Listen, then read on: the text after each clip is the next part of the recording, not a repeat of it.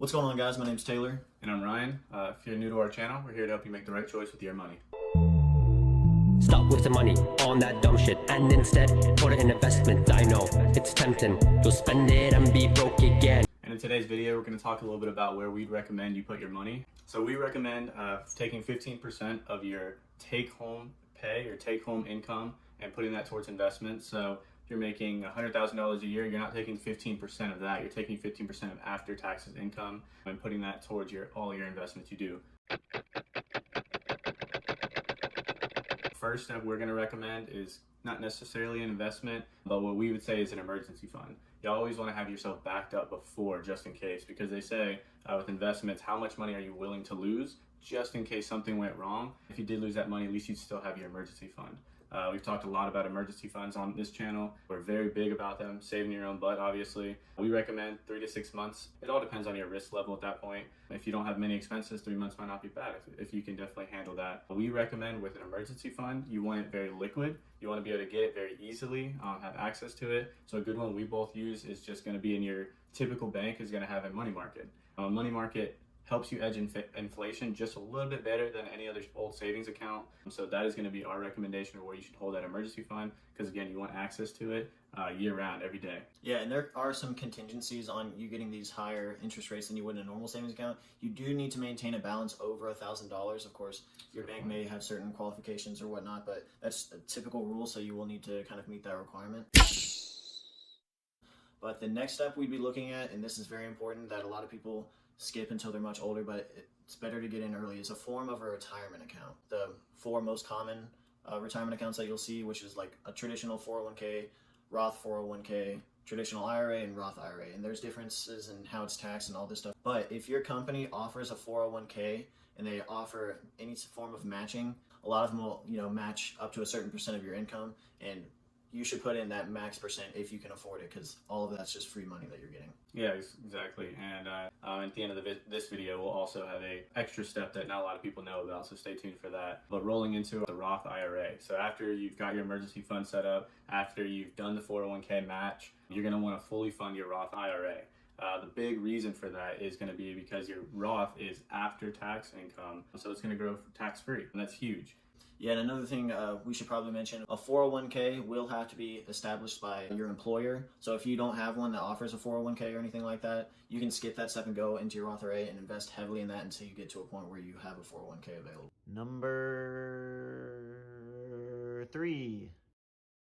Yeah, guys, and for the next step, the 4th step, it's a bit more of an interesting one. A lot of people seem to have more fun with it because it has more options available. It is higher risk, though. Traditionally, it's investing in the stock market.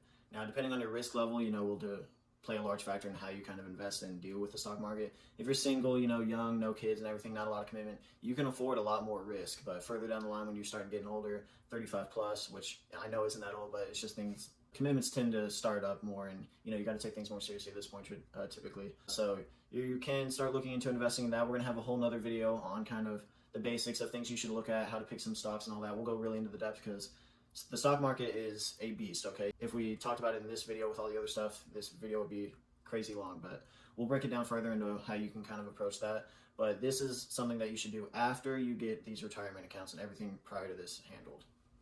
And just like Taylor said, the stock market is a high risk level, so we definitely don't recommend diving in the stock market and putting all your 15% in that. No, there's no reason for that. You want to have safe assets.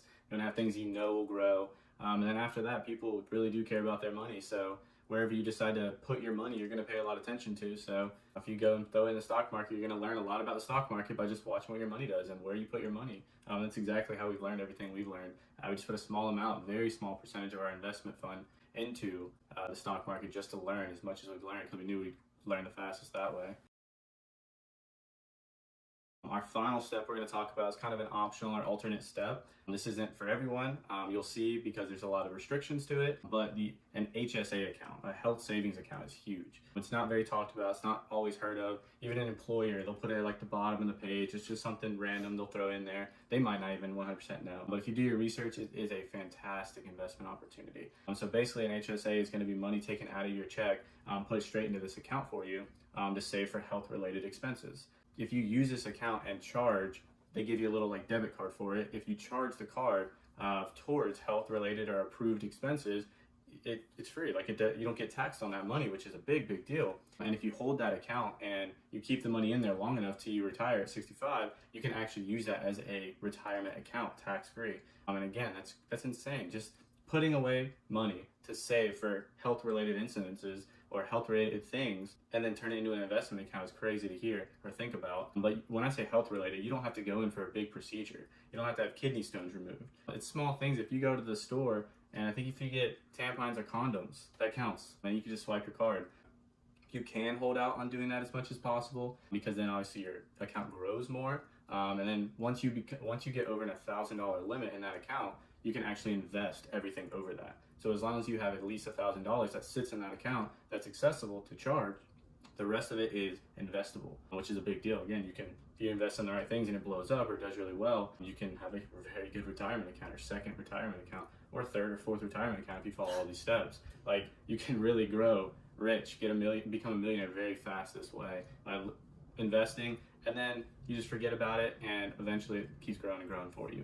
Yeah, and I think just another thing that he touched on, a lot of times when a lot of younger people hear anything related to health, they kind of shut down to like, us being young and everything, people typically think like, we know that we're not invincible, but people seem to perceive themselves as less susceptible to all these certain things, which to an extent is true. But you never know what'll happen. And like Ryan was talking about, you'd be surprised what can qualify for these eligible payments through this account and everything. It's just a great opportunity that we do encourage you to look into. Don't just, kind of shut it off because we premised it as an alternative account and everything. It's a great thing. You just don't hear a lot about it.